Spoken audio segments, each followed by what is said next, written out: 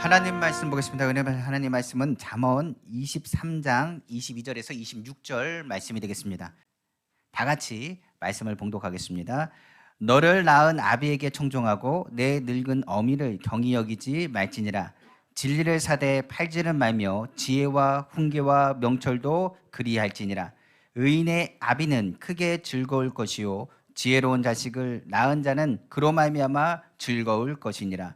내 부모를 즐겁게 하며 너를 낳은 어미를 기쁘게 하라. 내 아들아, 내 마음을 내게 주며 내 눈으로 내 길을 즐거워할지어다. 아멘. 저는 오늘 본문 잠언 23장 22절에 26절 말씀을 가지고 부모를 행복하게 하는 길이란 제목의 말씀으로 은혜 나누기를 간절히 원합니다. 오늘을 마더스데이라고 합니다. 그러나 우리나라에서는 어머니날이라고 부르지 않고 아버지 어머니를 포함해서 어버이날이라고 말합니다. 오늘은 어버이 주일 예배로 드리려고 합니다. 오늘 우리에게 주신 말씀 통해서 오늘 어버이날을 맞이해서 무엇보다도 우리 어버이 되신 하나님께 감사하고 더 나아가 부모님에 대해서 어떻게 행복하게 해드릴까라는 생각을 좀 갖고 오늘 은혜를 나누려고 합니다. 그럼 먼저 행복하게 할 나의 부모는 누구인가를 먼저 정의를 해야 됩니다.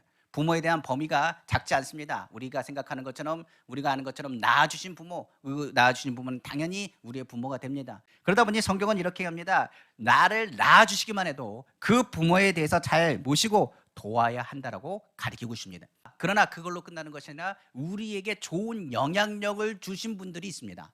그분들을 뭐라고 하느냐? 또 부모라고 말을 합니다. 나에게 영향을 주면서 친부모, 나를 낳아주지는 않았지만 나에게 많은 일들을 가르쳐 주신 분들이 있습니다.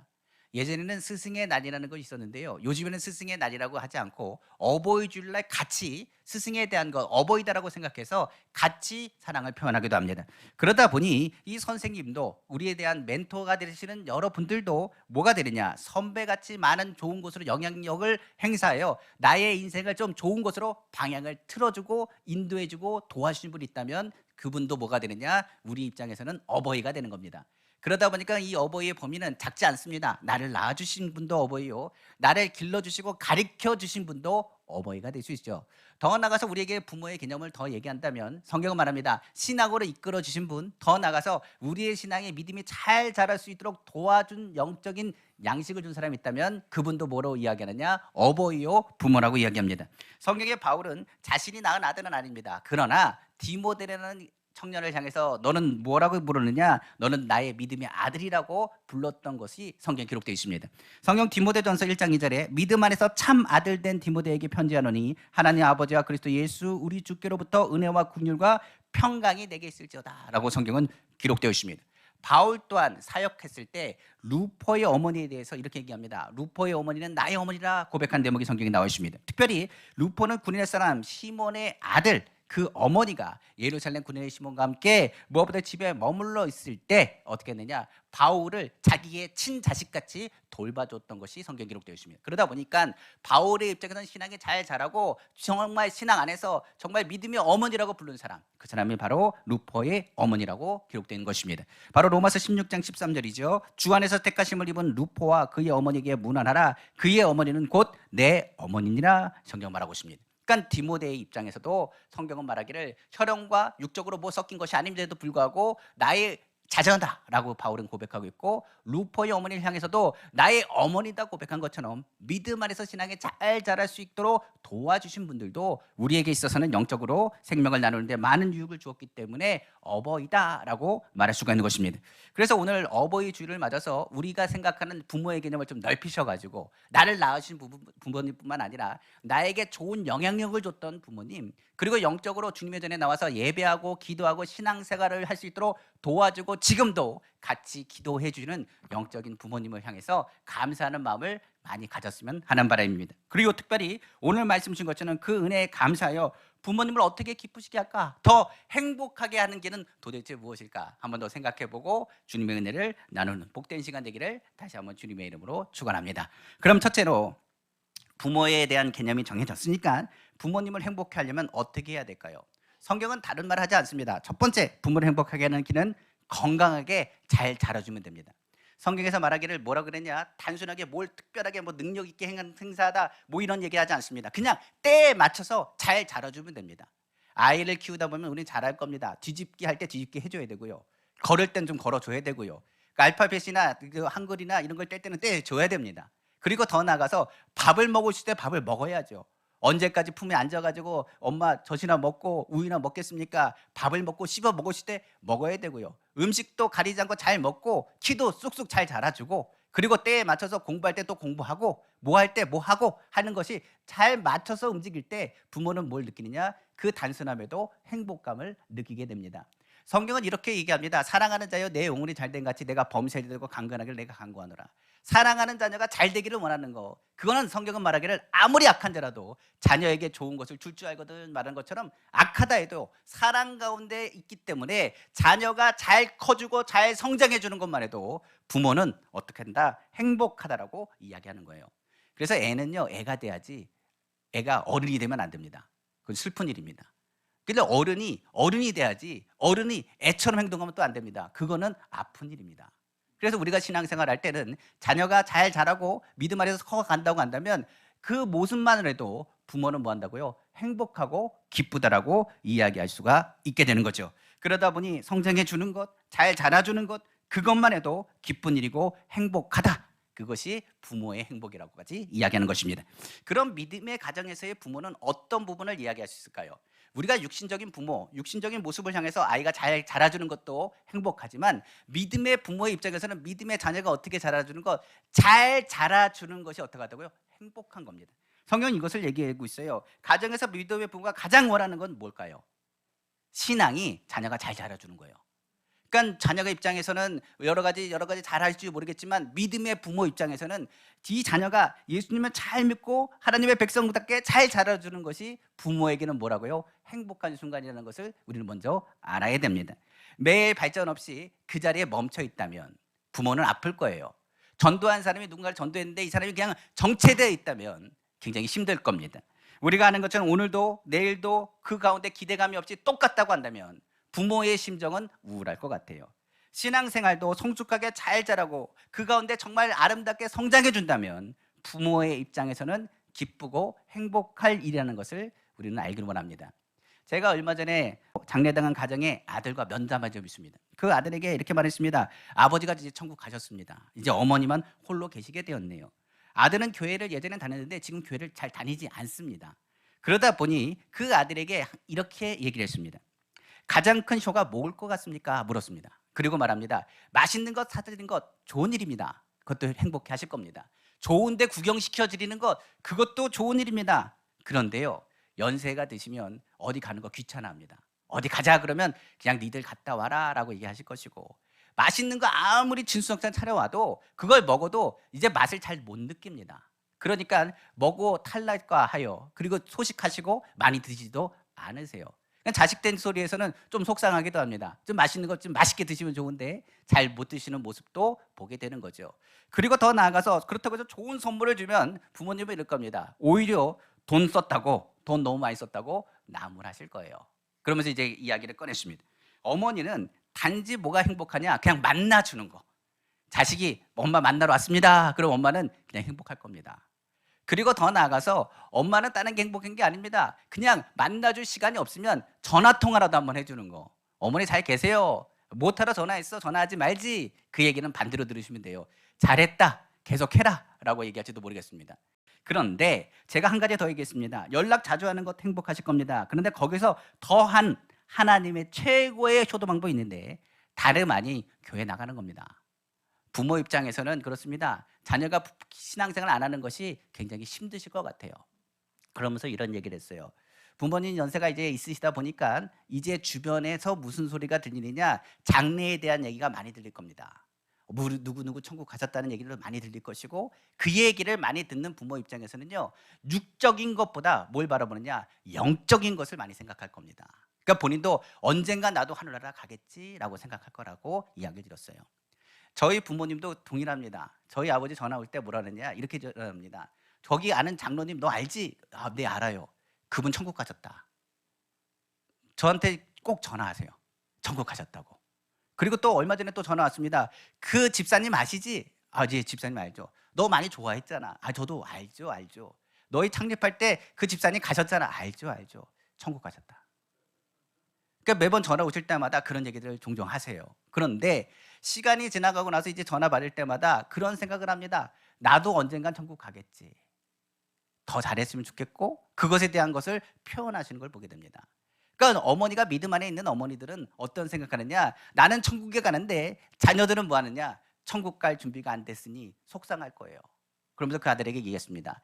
믿음은 둘째 문제고 어머니랑 같이 교회 한번 나가시죠. 그냥 한두 번 교회 같이 나가주는 것만 해도 엄마는 행복할 겁니다. 그리고 교회에 나가는 것이 가장 큰 효라는 것을 깨달을 겁니다. 더 나아가 아마 같이 엄마 손 붙잡고 예배드리면 엄마는 굉장히 행복하실 거예요. 이렇게 얘기 드렸습니다. 그 이후로 매번 장례 때마다요, 이제 성도님들을 만나고 교회를 잘 다니지 않는 자녀들이 있으면 꼭 이 말을 당부합니다. 어머니가 가장 행복한 거 교회 나가는 거, 어머니가 가장 행복한 거 같이 예배 드리는 거, 어머니가 가장 행복한 거 신앙에 잘 자라는 거, 그러면서 이야기하고 축복했던 것을 저는 기억합니다. 그러므로 부모에게 있어서 자녀가 믿음 안에서 신앙이 성숙하게 자라는 것, 영의 아버지이신 하나님께 기도하는 부모의 입장에서는요, 아들이 신앙생활을 잘하고 잘 자라주는 것을 기뻐한다는 사실을 우리는 기억해야 되는 것입니다. 이 자리에 부모님이 살아계신다면 부모님이 예배하는 자녀의 모습 행복할 것 같아요. 더 나아가서 이 자리에 부모님이 혹시나 천국에 계신다면 천국에서 신앙생활을 지키고 있는 여러분들을 보고 행복해 하실 겁니다. 더 나아가서 하나님 아버지께서도 예배하는 우리 성도님들의 모습을 통해서 오늘 기뻐하실 것 같아요. 그래서 예배는 하나님을 기쁘시게 하는 순간이고, 더 나아가서 믿음의 가정의 자녀들에게는, 부모에게는 그것만큼 기쁜 일이 없다는 것을 우리는 기억하기를 다시 한번 주님의 이름으로 축원합니다. 그래서 잘 자라십시오. 믿음의 때에 맞게 잘 자라시고 성숙하게 자라셔서 하나님이 기뻐하시는 귀한 열매 맺는 우리 성도님 다 되시기를 주님의 이름으로 축원합니다. 두 번째로 부모님을 행복하게 하는 길은 뭘까요? 성경은 말합니다. 부모님을 인정하고 그 말씀에 순종하는 길이라고 성경은 말하고 있습니다. 하나님도 이렇게 말씀하십니다. 모든 것을 창조하시는 아버지 하나님께서 항상 아버지 하나님께서 말씀 가운데 얘기하시는 것은 인정하라는 얘기입니다. 하나님을 인정할 때 하나님은 그것만큼 기쁜 일이 없다라고 이야기하고 계세요. 성경은 이야기하죠. 잠언서 3장 6절에 바로 너는 범사의 그를 인정하라. 그리하면 내 길을 지도하시리라. 하나님이 복된 길, 형통한 길, 좋은 길로 인도하시기 위해서 먼저 뭐부터 얘기하느냐? 목자 되신 하나님을 먼저 인정할 것을 성경은 말하고 있습니다. 성경은 또 이야기하죠. 하박국 2장 14절에 이는 물이 바다를 덮은 같이 여호와의 영광을 인정하는 것이 세상에 가득합니다. 하나님이 원하시는 건 온 땅이 하나님이 창조하신 하나님을 영광 돌리고 하나님을 인정하기를 하나님 원하신다라고 이야기하고 계세요. 영적인 아버지 하나님도 자신을 시인하고 인정하는 것을 기뻐하신다고 성경 기록하고 있습니다. 예수님도 너희가 사람 앞에서 나를 시인하면 나도 하나님 앞에서 너희를 시인할 것이라는 말씀이 있습니다. 무슨 얘기냐? 신앙에서 우리가 예수님을 인정하면 예수님께서도 뭐 하십니까? 우리를 인정하시고 우리의 길을 예비하신 대로 인도하신다고까지 성경 기록하고 있어요. 마태복음 10장 32절에 누군지 사람 앞에서 나를 시인하면 나도 하늘에 계신 내 아버지 앞에서 그를 시인할 것이요, 성경은 말하고 있는 것입니다. 그래서 부모와 자녀 관계에 있어서 중요한 것은 서로를 인정해 주는 것이 좀 필요합니다.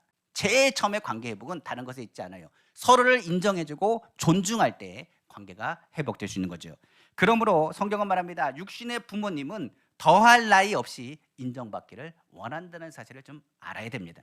그러다 보니 오늘 본문에도 이렇게 얘기하죠. 너를 낳은 아비에게 청종하고 내 늙은 어미를 경히 여기지 말라라고 성경은 말하고 있어요. 왜 그럴까요? 부모는 우리에게 있어서는 하나님이 주시는 축복의 통로입니다. 성경은 말하기를 부모에게 잘해야 그 부모를 통하여 하나님이 주신 복이 흘러서 너에게 흘러간다라고 성경 기록하고 있어요. 그러니까 자녀가 무엇보다도 부모의 모습에 대해서 무시하거나 존중하지 않는 모습은 하나님도 기뻐하지 않는다는 것을 이야기하고 있습니다. 왜 그렇게 해야 될까요? 누가 뭐라 해도 우리는 부모와 자녀의 관계를 끊을 수가 없습니다. 우리도 실수할 때 우리는 부모의 용서와 그 실수를 통해서 응원하고 우리를 인정해 주신 유일한 분 하나가 바로 부모님이라는 사실을 우리는 알아야 되기 때문에 그렇습니다. 그러므로 이 세상에 다른 사람은 욕하고 인정 못해줘도 끝까지 믿어주시고 늘 인정해 주시는 유일한 편이 되어주는 분이 바로 부모님이라는 사실입니다. 여기서 이제 부모의 개념을 좀 넓히라고 했습니다. 나를 낳으시는 부모님, 나를 혹시나 버릴 수도 있습니다. 나에게 힘들게 하고 어렵게 할 수 있습니다. 그러나 혈육에 대해서 생각하는 그 부모의 마음은 다르지 않습니다. 정상적인 부모라고 한다면 자녀가 잘 되길 원하고, 그리고 무엇보다도 자녀가 실패하고 잘못된 길을 갔더라도 그 자녀 편에 서서 자기 자녀를 옹호해 주는 유일한 편이 누구냐? 바로 부모님이라는 사실입니다. 그래서 장례 때 보면 많이 웁니다. 왜 그러냐면 부모님이 나를 끝까지 뭐 했던, 믿어주고 인정해주고 내 편에 섰던 것을 알기 때문에 그렇습니다. 그리고 가실 때는 이 땅에서 더 이상 부모님이 나의 편을 서줬던, 나의 편에 있었던 한 분이 이 땅에 없다는 것 때문에 굉장히 무겁고 어렵다는 사실이죠. 그러다 보니 우리가 얘기하는 그 잔소리마저도 우리는 뭘로 들리냐? 시간이 지난 후에는 사랑의 음성이라는 것을 깨닫게 되는 것입니다. 그러므로 성경은 부모를 인정해라. 그리고 더 늦기 전에 부모님께 잘해라. 그리고 더 늦기 전에 부모님의 말에 긍정적으로 반응해라. 그리고 그 말이 안 되고 정말 힘들게 하고 어렵게 한다 할지라도 그것을 말로 듣지 말고 사랑의 표현으로 들으라고 성경은 기록하고 있는 것입니다. 무엇보다 성경은 말하죠. 그 사랑을 인정받을 때 부모는 행복할 것이며 그 사랑 안에서 주님의 사랑과 그 축복이 너희 삶 가운데, 너희 가정 가운데 흐르게 될 것이라고 성경은 말씀하고 있는 것입니다. 한번 성경 보겠습니다. 에베소서 6장 1절에 3절입니다. 자녀들아, 주 안에서 너희 부모에게 순종하라. 이것이 옳으니라. 내 아버지와 어머니를 공경하라. 이것은 약속이 있는 첫 계명이니 이로써 내가 잘되고 땅에서 장수하리라. 부모 입장에서는 잘 되길 원하는 거예요. 더 나아가서 부모는 축복의 통로이기도 합니다. 그러므로 성경에서는 하나님의 말씀을 잘 따르고 부모에 대해서 절대로 어친 여기지 말고 그 부모에 대해서 늘 감사한 마음을 가지고 진심을 다해 섬길 것을 성경은 말씀하고 있는 것입니다. 이것이 두 번째, 부모를 행복하게 하는 모습이에요. 세 번째로, 마지막으로 부모님을 행복하게 하는 길은 뭘까요? 부모님의 마음을 편하게 하는 길입니다 라고 성경 기록하고 있습니다. 부모님의 마음을 편하게 해드리는 것이 바로 효도의 기본입니다. 우리가 아는 것처럼 효도란 부모의 마음에 속 썩이지 않는 것이라고도 정의하기도 하죠. 예를 들어서 자식이 죄를 지으면 부모가 그 분명 속이 썩을 것입니다. 만약 속이 편한 부모가 있다면 그건 부모가 아닙니다. 죄를 져가지고 잘못된 길로 가는데 어떤 부모가 잘한다 칭찬할 수 있겠습니까? 초를 다르면 그렇기 때문에 죄 짓지 말고 반듯하게 성실하게 살아가야 되겠죠. 예를 들어서 열심히 일하면서 살아야 하는데 매 밤마다 빈둥빈둥거리고 놀면서 날마다 무엇보다 부모님 애를 타게 하고 속썩이게 한다면 그 부모가 행복하겠습니까? 무엇보다 부모 입장에서는 어두운 미래가 보일 거예요.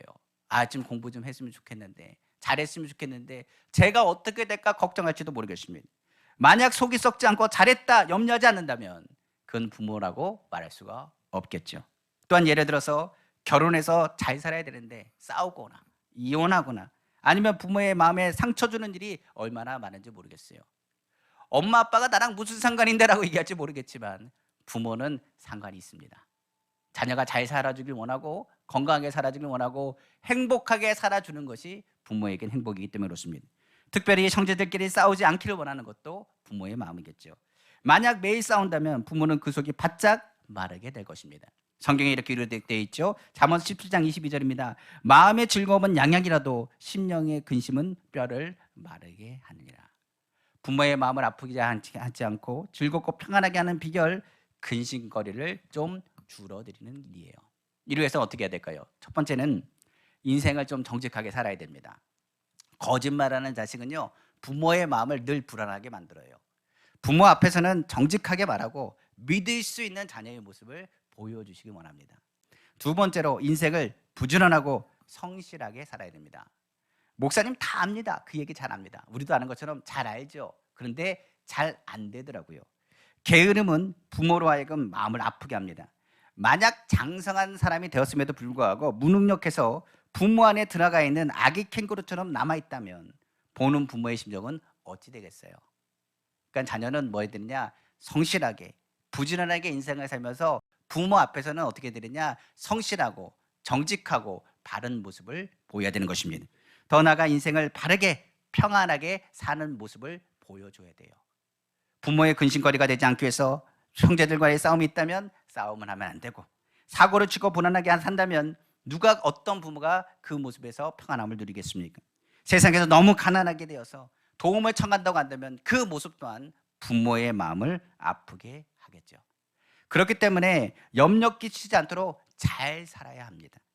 정직하고 성실하게 근심거리들을 만들지 말고 오히려 믿음을 줄 수 있는 자녀의 모습을 갖춰야 되겠죠. 그리고 또 뭐가 필요할까요? 마음의 평안함을 주기 위해서 환경이 평안한 환경이 되도록 부모를 경제적으로나 여러 가지 무신 장면으로 도와주셔야 됩니다. 성경 요한 1서 3장 18절에 자녀들아 우리가 말과 혀로만 사랑하지 말고 행함과 진실함으로 하자라고 성경은 말하고 있어요. 노후의 환경에 대한 부분도 자녀된 도리로서 무엇을 해야 되냐? 그것을 적극적으로 도와줘야 되는 것이 누구의 모습이냐? 복된 자녀의 도리라고 성경은 기록하고 있는 것입니다. 이는 우리가 알게 모르게 부모님께 받은 것이 많습니다. 자식된 도리를 다하는 것이 인간의 복된 모습이 되며 이러한 모습이 주님이 주시는 평안의 가정에게 임하게 되시기를 다시 한번 주님의 이름으로 축원합니다. 말씀을 마치겠습니다. 우리말에 이런 말이 있습니다. 내리사랑이라는 말이 있죠. 절대로 부모님의 은혜를 갚을 수 없다는 것입니다. 내가 받은 어머니의 사랑을 내가 어머니의 사랑을 갚으려고 해도 갚을 수가 없습니다. 왜냐? 내가 누가 되기 때문에 부모가 되기 때문에 그래요. 그러면 나는 누구에게 사랑을 쏟느냐? 나의 자녀에게 사랑을 쏟게 되어 있습니다. 그러니까 부모는 자녀에게 사랑을 쏟지만 자녀는 또한 뭡니까? 부모에게 올리려고 해도 내 사랑은 또 누구에게로 흘러간다고요? 자녀에게로 흘러갑니다. 그러니 부모님의 사랑을 갚을 여력이 충분하지 않겠죠. 부모의 사랑을 그러나 거슬러 올라가면 그 사랑의 근본 되시는 하나님의 사랑을 우리는 보게 될 것입니다. 그러므로 믿음의 가정은 부모에게 믿는 자의 도리를 다하되 창조주 하나님께 믿음의 모습을 다해야 되는 것입니다. 그 도리는 믿음의 가정에서는 예수님을 잘 믿는 것이고 믿지 않는 부모에게는 더 늦기 전에 예수 그리스도의 복음을 전하는 것입니다. 그것이 최고의 효가 된다는 사실을 우리는 알아야죠. 이는 가정의 행복의 완성이 바로 길이요 진리요 생명 되신 예수님께 있기 때문입니다.